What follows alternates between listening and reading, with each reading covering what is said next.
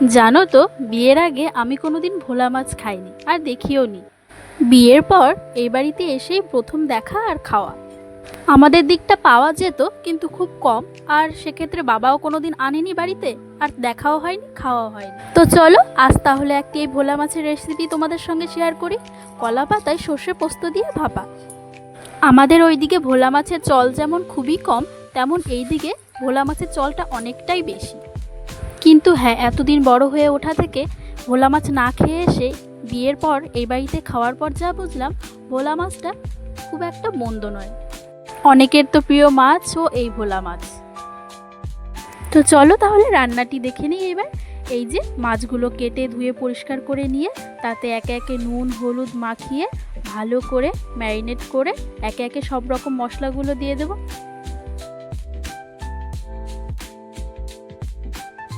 তেমন কিছুই না, মশলার মধ্যে নিয়েছি কিছুটা জিরে বাটা আর কিছুটা আদা আর সর্ষে পোস্ত বাটা আর পরিমাণ মতো কাঁচা লঙ্কা বাটা। এরপর কাঁচা সর্ষের তেল দিয়ে ভালো করে মাছগুলোকে মেখে নেব। এই যে পরিমাণ মতো তেল দিয়ে ভালো করে মাখিয়ে নেব, কিন্তু ভাপায় একটু বেশি তেল না দিলে ঠিক মজা আসে না। ছোট মাছ বা যেই মাছই ভাপাই দেই না কেন, কুচনো আলু বা বেগুন যদি কুচিয়ে দেওয়া হয় সেই ভাপা আরও টেস্টি হয়ে যায়। মাছের থেকে সেই মশলাই যেন খেতে আরও বেশি ভালো লাগে। তাই বাড়িতে বেগুন ছিল না, কিন্তু আলু ছিল, তাই কুচনো আলু দিয়ে দিয়েছিলাম। তোমরা বেগুন থাকলে বাড়িতে বেগুনও দিতে পারো, বেগুনের স্বাদ তো আরোই। জানো তো, বেগুনটা খেতে আমি বেশ ভালোবাসি, সেটা সেদ্ধই হোক, ভাজাই হোক বা কোনো তরকারিতেই হোক। এই যে কুচিয়ে রাখা আলুগুলো দিয়ে মশলার সঙ্গে বেশ করে মাখিয়ে নেব। জানো তো, এই কলা পাতায় রান্না আমি ছোটোবেলায় মার কাছ থেকে শিখেছি, আর আমার মা শিখেছে তার ননদের কাছ থেকে, অর্থাৎ আমার বড় পিসিমার কাছ থেকে। আমার বড় পিসিমা দুর্দান্ত রান্না করে, বিশেষ করে এই কলা পাতার রেসিপিগুলো দারুণ করে। যেহেতু শুকনো লঙ্কা বাটা দেইনি, কাঁচা লঙ্কা বাটা দিয়েছি, সেহেতু একটি কাশ্মীরি লঙ্কার গুঁড়ো দিয়ে দিলাম, যাতে রঙটাও ভালো আসে আর দেখতেও ভালো লাগে। এই যে কলা পাতায় ভাপা খাবো আর কলা পাতা রেডি করতে হবে না, তাই এই যে কলা পাতাগুলো নিয়ে এসে কেটে ভালো করে ধুয়ে নিয়ে গরম কড়াইতে দিয়ে ভালো করে নরম করে নিচ্ছি। আগুনের তাপে কলা পাতাটা বেশ নরম হয়ে যাবে এবং কড়াইয়ের সঙ্গে সুন্দরভাবে বসে যাবে। দেখেছো কড়াইয়ের আছে কি সুন্দর কলা পাতাগুলো মজে গিয়ে কড়াইয়ের সঙ্গে বসে গেছে। এরপর এই তো কলা পাতা ধরে নিয়ে এসে মাছগুলো দিয়ে দিলাম।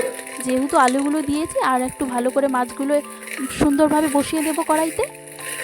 অল্প একটু বাটা মশলার জল ছিল, সেটা ধুয়ে দিয়ে দেবো। বেশি জল কিন্তু দেবো না, কারণ বেশি জল দিলে সেটা টানতে অনেকক্ষণ লাগবে আর কলা পাতা পুড়ে যাবে। এই যে ওপর দিয়ে বেশ কিছুটা তেল ছড়িয়ে দিয়ে এরপর আরও দুটো কলা পাতা উপরে দিয়ে তাতে থালা দিয়ে ঢেকে দেবো।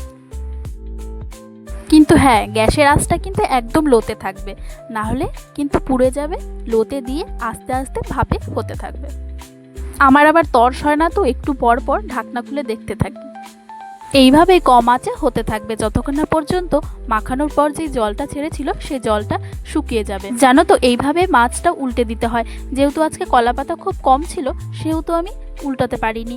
এইভাবেও করা যায়, আবার থালা দিয়ে উল্টেও করা যায়। তো যাই হোক, আর তার উপরে যদি ধনেপাতা থাকে, আমার কাছে ছিল না, ধনেপাতা যেন এই ভাপের স্বাদ আলাদাই করে দেয়, দ্বিগুণ করে দেয়। তাই যদি তোমরা ভাপা করো, সেহেতু ধনেপাতাটা মাস্ট দিও। এই তো মাছের গায়ের যে রস সেটি টেনে নিয়েছে। এই তো রেডি আমাদের ভোলা মাছ সর্ষে পোস্ত দিয়ে। তো কেমন লাগলো ভিডিওটা জানিও কিন্তু, আর কারা কারা ভোলা মাছ খেতে ভালোবাসো তাও জানিও কিন্তু। তো ভিডিওটি ভালো লাগলে অবশ্যই লাইক কমেন্ট শেয়ার সাবস্ক্রাইব আর ফলো করতে ভুলো না। তো আজকের মতো টাটা।